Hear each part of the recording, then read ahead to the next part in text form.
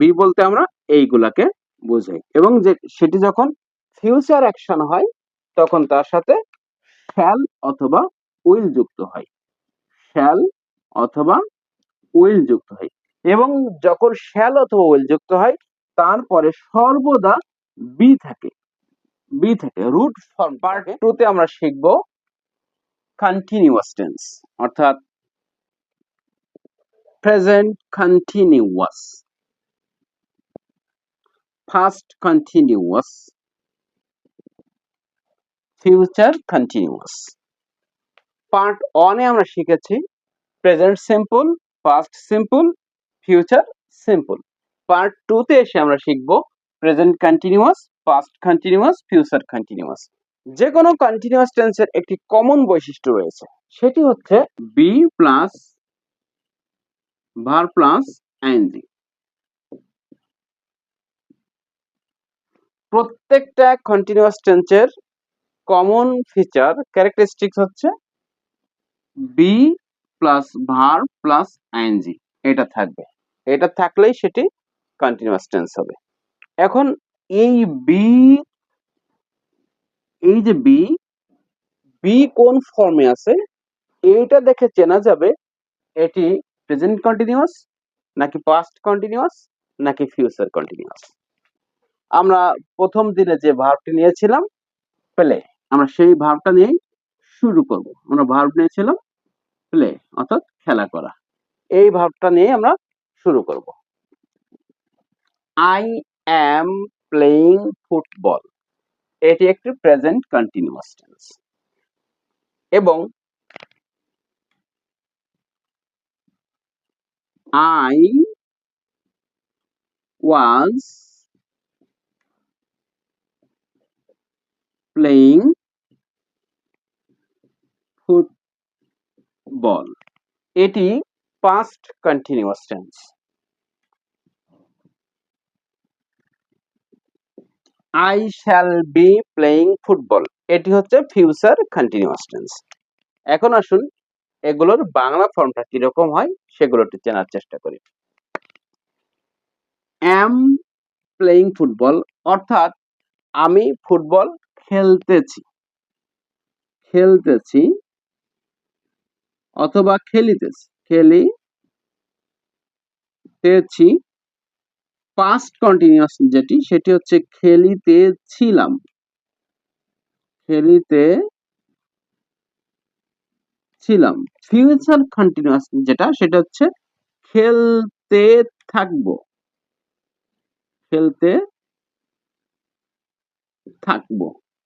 লক্ষ্য করুন ইংরেজিতে একটি কমন বৈশিষ্ট্য রয়েছে, বাংলাতে একটি কমন বৈশিষ্ট্য রয়েছে। সেটি হচ্ছে বাংলাতে দেখুন এর মধ্যে কিন্তু তে তে তে। তাহলে আমি ফুটবল খেলিতেছি, এটি হচ্ছে প্রেজেন্ট কন্টিনিউয়াস টেন্স। ঠিক একই স্ট্রাকচারে আপনি বলতে পারেন I am playing football, I am reading book, I am drawing picture, I am walking, I am sleeping. হাজার হাজার সেন্টেন্স কিন্তু আপনি সেম ফরম্যাটে বলতে পারবেন। ঠিক একইভাবে যেটি অতীতে চলতেছিল সেটি হচ্ছে পাস্ট কন্টিনিউয়াস টেন্স। যেমন আই ওয়াজ প্লেইং ফুটবল, আমি ফুটবল খেলতেছিলাম। আমি ভাত রান্না করতেছিলাম, আই ওয়াজ কুকিং রাইস। আমি ছবি আঁকতেছিলাম, আই ওয়াজ ড্রয়িং পিকচার। আমি ভিডিও বানাইতেছিলাম, আই ওয়াজ মেকিং ভিডিও। এরকম হাজার হাজার সেন্টেন্স আপনি বানাইতে পারবেন যেটা আমরা দৈনন্দিন জীবনে ব্যবহার করি। ঠিক এটি হচ্ছে I shall be playing football, আমি ফুটবল খেলতে থাকবো, আমি কাজটি করতে থাকবো, আমি ছবিটি আঁকতে থাকবো, আমি রাস্তা দিয়ে হাঁটতে থাকবো। এই যে সেন্টেন্স গুলা, এটা হচ্ছে ফিউচার কন্টিনিউয়াস টেন্স। এবং লক্ষ্য করুন ইংরেজিতে আমি প্রথমে বলেছিলাম কমন বৈশিষ্ট্য, সেটি হচ্ছে be plus verb plus ING. এইটা, এটা কি হবে? এখানে আছে এম, এখানে আছে ওয়াজ, এখানে আছে শ্যাল বি।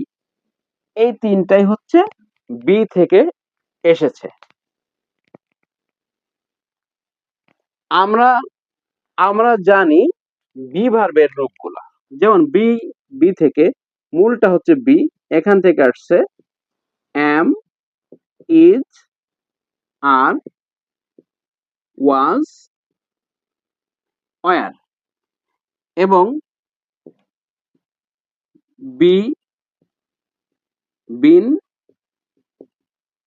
বিং, এই এই ফর্মগুলো, বি বলতে আমরা এইগুলাকে বোঝাই। এবং যে সেটি যখন ফিউচার অ্যাকশন হয় তখন তার সাথে শ্যাল অথবা উইল যুক্ত হয়, শ্যাল অথবা উইল যুক্ত হয়।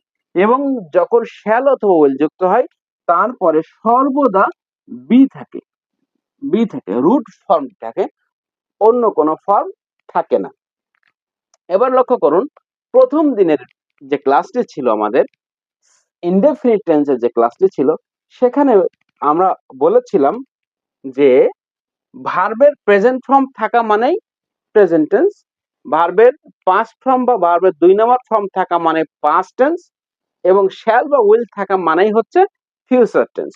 তাহলে লক্ষ্য করুন, এখানে যে অ্যাম আছে, অ্যামটা, এই যে অ্যাম, ইজ, আর, এই তিনটা কিন্তু ভার্ব অন, এই তিনটা ভার্ব অন। অতএব এইটা যেহেতু ভার্বের প্রেজেন্ট ফর্ম, এই টেন্সটি হচ্ছে প্রেজেন্ট টেন্স।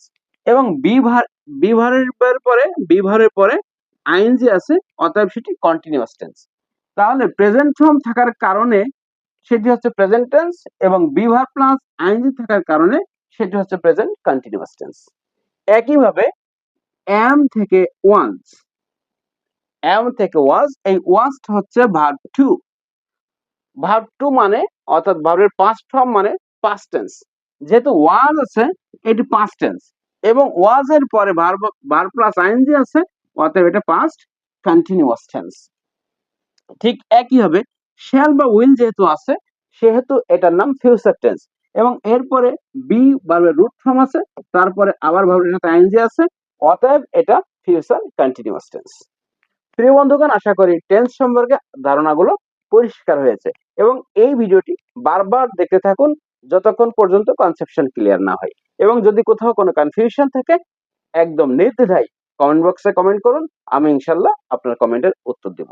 আশা করি বুঝতে পেরেছেন, সাথে থাকুন এবং সেম স্ট্রাকচার ধরে ধরে চর্চা করে থাকুন। আপনার ইংরেজির কোয়ালিটি ইমপ্রুভ হতে বাধ্য।